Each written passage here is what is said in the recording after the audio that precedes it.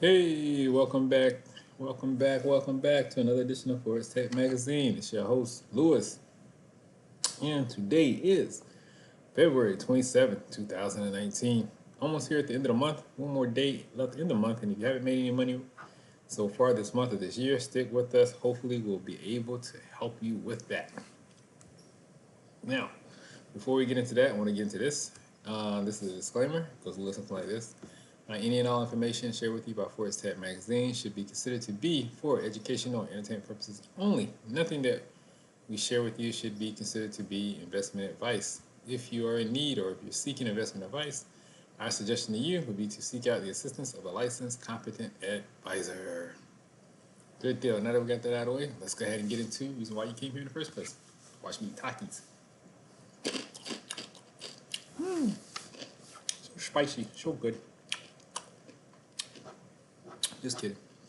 So let's look at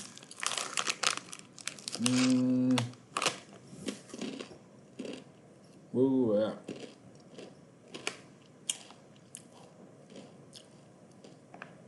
We were trading three. I'm gonna say one of them was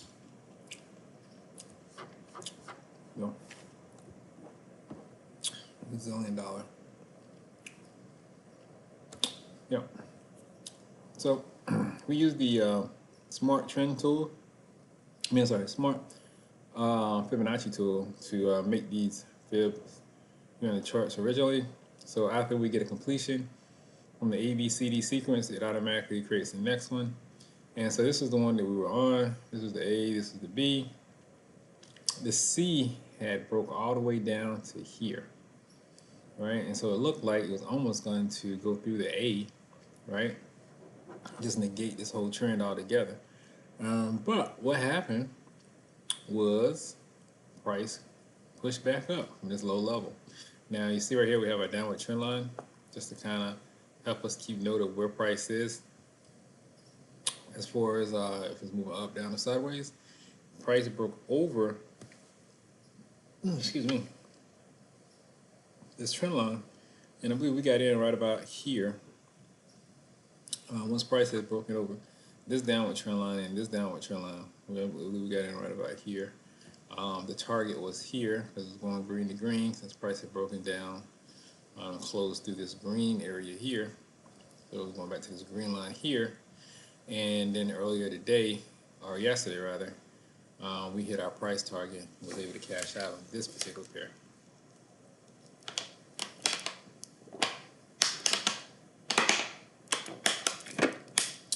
Sorry, thirsty.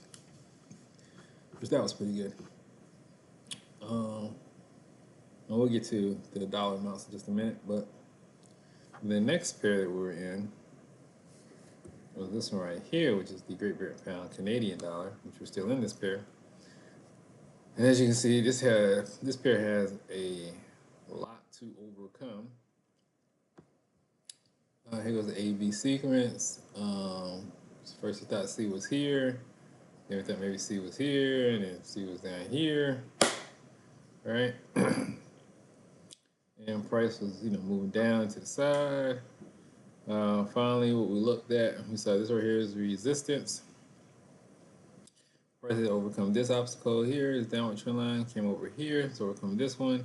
It's above the resistance line. It's above the downward trend line. Thought, you know what? It looks like it's getting a strong price, a strong move up. Right? Went ahead and purchased. Originally, our stop loss was here, right? Up into this swing low. But once we started making, got into the profitability, excuse me, we moved the stop loss up so that way we had a risk-free trade in on the books, which is good. And then our target, of course, is right up here, is dotted green line. Came close to hitting the target earlier today, or yesterday rather. But, for whatever reason, could not make that completion. Hopefully over the next 24, 48, should be able to hit that. But here we are right now. Still pretty close. How close did we get to it the other day? Got real close the other day. 24 pips. That was pretty close. Close over now. So about 70 pips away now. So that's not bad. That's cool. I'm about 100 pips away.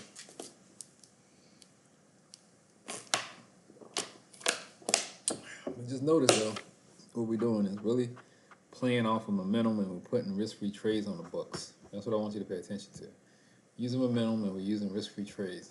When we do that, it usually allows us to be able to use a good amount of leverage to really kind of help increase the profitability of a trade.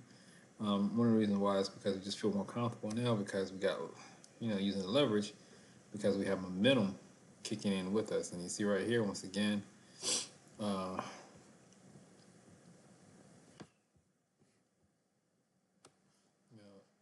B, back to C, right? Price is pushing up. We got some good momentum, right? Price is coming in. This is our original stop loss. We moved it up to make a risk-free trade. There's our entry over here, right? Price came up to this resistance, had some pushback, which is to be expected because you like that resistance. You're gonna have those. You're gonna have that pushback. Our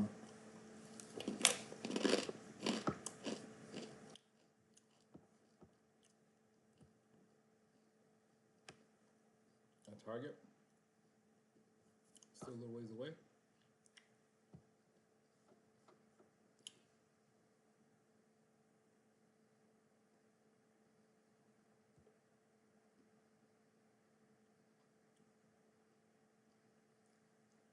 $177.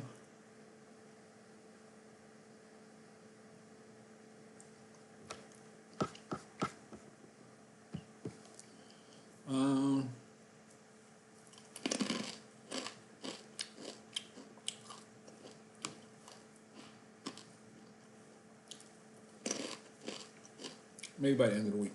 Maybe. We'll see. But to give you an idea of how much money was made, let's go see. So,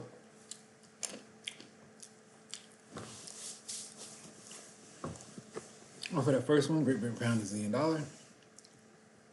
was 181 pips. 12,500. It was like $10 or $15, whatever. It was made up for that one. And that one was done within 24 hours, right? So we got in and out the 25th, was out on the 26th, made 12,500. It's good money. The positions that we're in right now, both of these positions carrying about 13,000 worth of profit in it, right? 13,000 on the Great Britain CAD, 13,000 on the Great Britain Aussie dollar.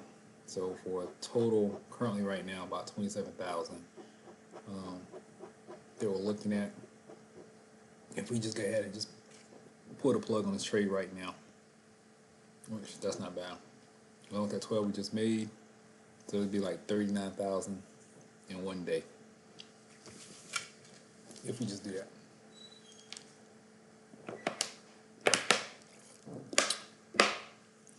But we're not going to do that. What we're going to do is we're going to continue to let it play out, and we're going to see how it plays out over the next couple of days.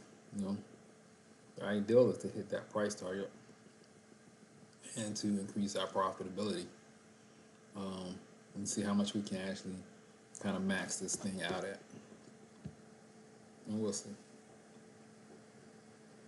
But the key takeaway from this is not how much we're making, is how we're making it, right?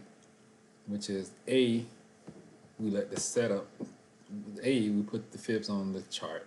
B, we look for the setup, right? Where's our C at? And then we wait to see when price crosses over out of the sell zone into the buy zone. And then once it crosses over into the buy zone, we purchase, allow price to move up. And you see right here, price moved up, it pulled back, and then it began to move back up again, right? Where it moved back up again, that's where we put our stop loss at, right? So now we got a risk-free trade, right, at a potentially good swing low,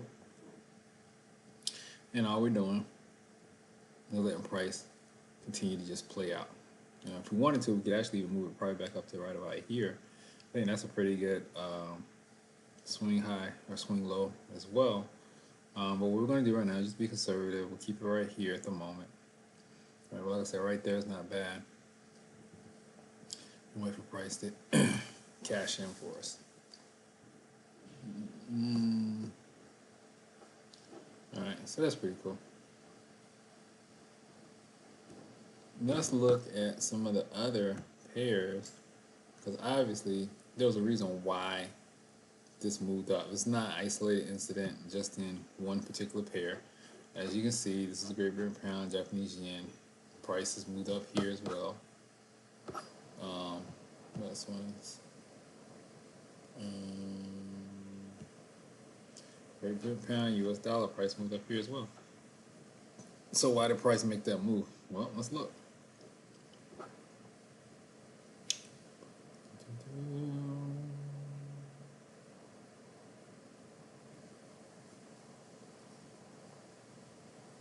The cool thing about using this platform is that it gives you access to your news feeds, alerts, pricing, everything all in one spot.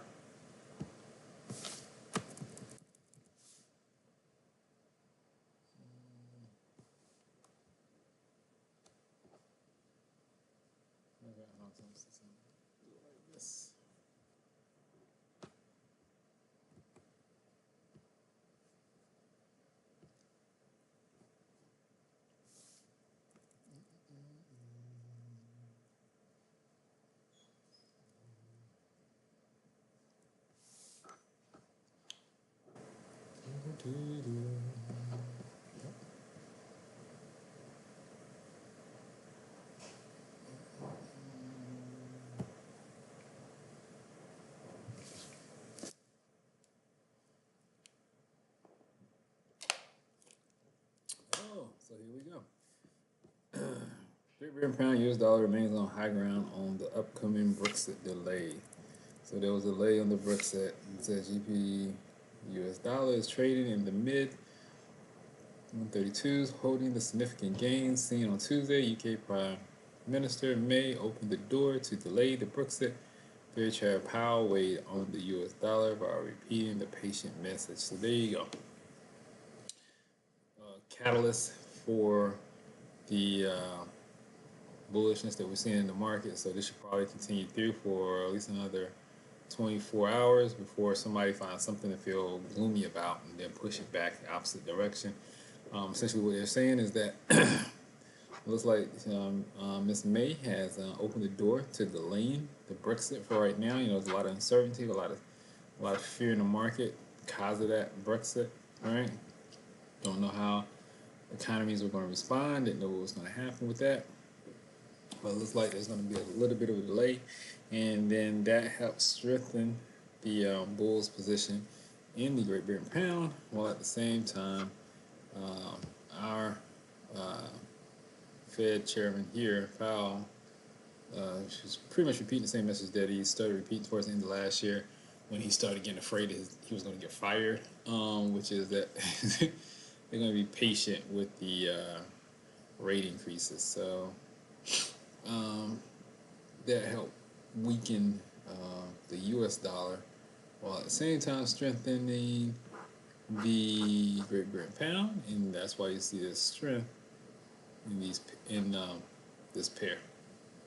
And it's been across the board. So now, my friend, would be a bull-on type situation for Great Britain pound. So if you've been waiting to get into the Great Britain pound pairs, you have my permission to go ahead and enter in, because now is a good opportunity, because as this thing begins to increase, you're going to get more and more greedy people that's going to come in and start trying to push it up. So I think you got at least one more leg that you can get out of this. If not two, unless something significantly changes. If you see right here, here's the downward, here's a pullback. Price closed above the pullback, um, which is on the buy side. Definitely could be a point of entry if you're looking to get into this pair in the Great Britain Pound US dollar. Oh, excuse me. Just kind of give you a little visual of what I'm talking about. This is where the price had moved up and then pulled back. Boom. Now I will say this, that there is the probability or possibility for this thing to pull back. Be careful. It's 128. And I will say with this one right here, right, if you got in now, this right is going to be a stop loss. Right here.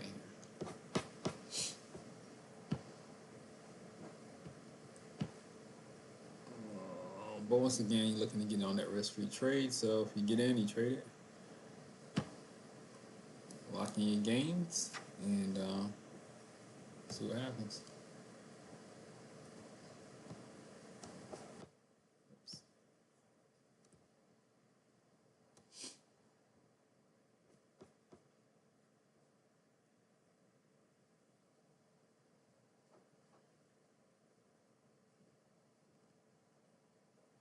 Yeah, I just hate it I hate trading it when it hasn't came back to any of the fib retracements. I just feel like that's just an overextended rally. I'll be honest with you. Those things kind of scare me. I've gotten hurt before in those types of trades, so I try to steer clear from them. But you know, if you're gonna do it, make sure you put a tight stop loss in there, and then once you get into profitability, lock in your profits. The only way to trade those type of trades, right? What you're seeing right now.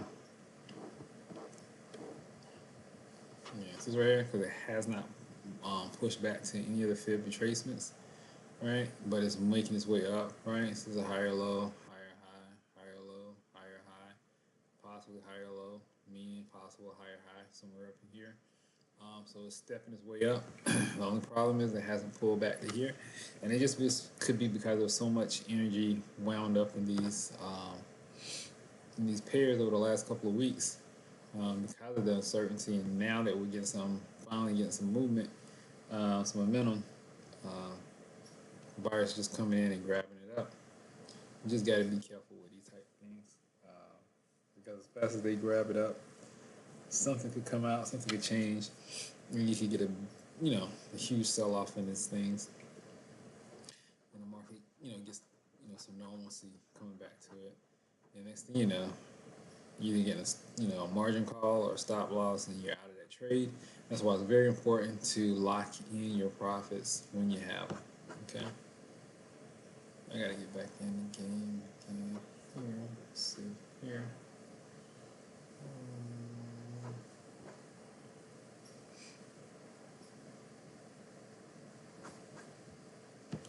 All right, and let's look at two more before we get out of here. We'll look at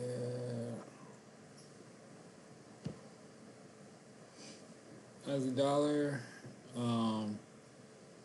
This one's just crazy. This is going up and to the side. It should be clearly going down. It is. Remember that we're right around the multi-year lows, so the expectation would be for this thing to keep moving up. But it needs to, in my opinion, break through the A before we can start looking at it as a upward trending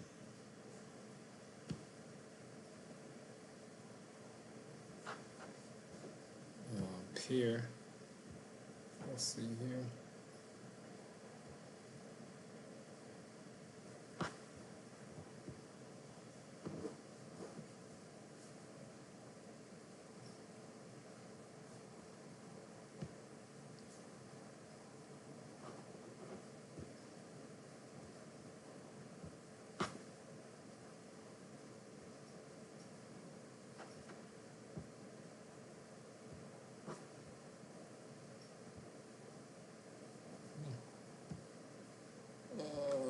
Let's see here. So what I'm trying to do is, there we go.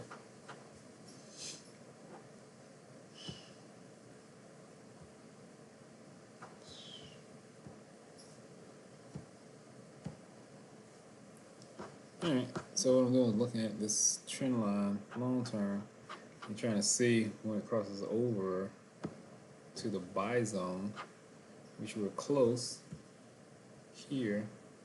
So if we get one here, alright, that's all we need right in here. If it crosses over, alright, which if we had a favorable outcome on that trade deal, definitely should. That could put us where we need to be for this thing to start pushing back up again.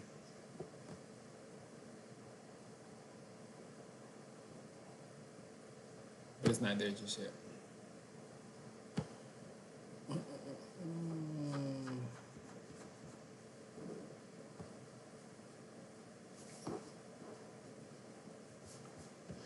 All right, now, man, it seems like the Feds are their own worst enemy. I'm gonna say that. Well, the worst enemy for the dollar. Right now, the dollar is, they're trying to, I think, do everything they can to kind of devalue the dollar in the sense that they're not promising any more rate increases. They're being very dovish on the whole prospect of rate increases. As long as they're being dovish on the prospect of rate increases, what you're going to see, of course, is the dollar start to tank against its other pairs, unless something comes in, some type of crisis or something comes in and kind of sparks a push back into the dollar. But right now, we're not seeing that. Right now, it's been one dovish statement after another to kind of send the pair down, and that's why we kind of have a hard time buying into any type of bullish sentiment about the dollar at the moment, just cause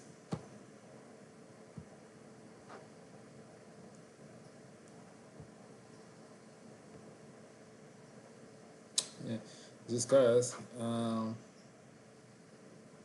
they're not, they're not in a hurry to see it appreciate in value relative to any currency pair. So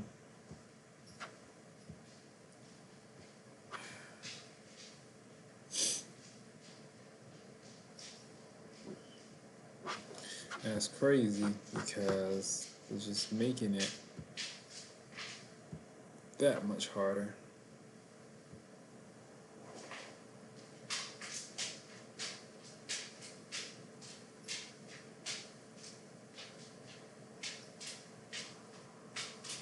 Trade this pair. Oh man, it sucks. Let's see here. And the reason I'm saying it sucks is because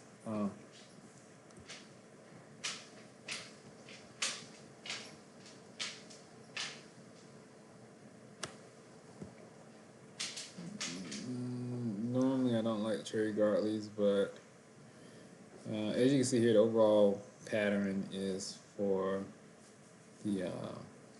the movement up, right? The reason why we've been in this extended retraction here is just because, once again, the Feds have been very dovish on the dollar, and because of that, it's been weighing down on the performance of the dollar relative to other currency pairs, right? So that kind of forces my position that if we were going to trade this, you're going to have to kind of trade it counter trend, right, or counter fib, and just get in here and hold on one second. I'm sorry, my puppy needs me apparently. What's wrong, buddy? Huh? You okay? You not feeling good? Hmm. You sick? You take it to the vet? Get a shot? What's wrong? Talk to me. I'm not really a puppy anymore, but I call him a puppy. Good boy?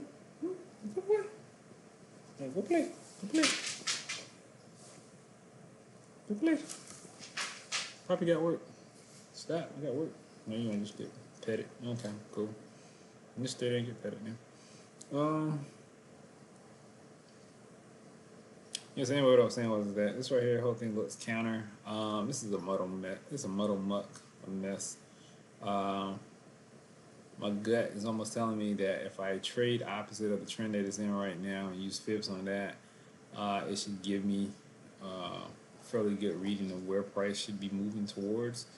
But the only thing is, that's that whole fear that you trading counter what the overall fibs are, and that in doing so, you um, really risk getting killed in the trade. But I gotta tell you though, just looking at it on the surface level, um, it almost seems like the right thing to do in this particular moment.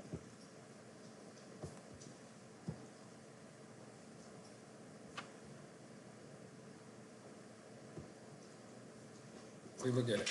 Let's look here. So just doing that whole counter trend, counter fib look. So this is the original movement here, A, B, pullback C. All right, here's the trend moving up. Or this is the pullback or push up. All right, price closed below, buy into it, put your stop loss here. All right, price comes down, it pulls back. You still never hit your original stop loss.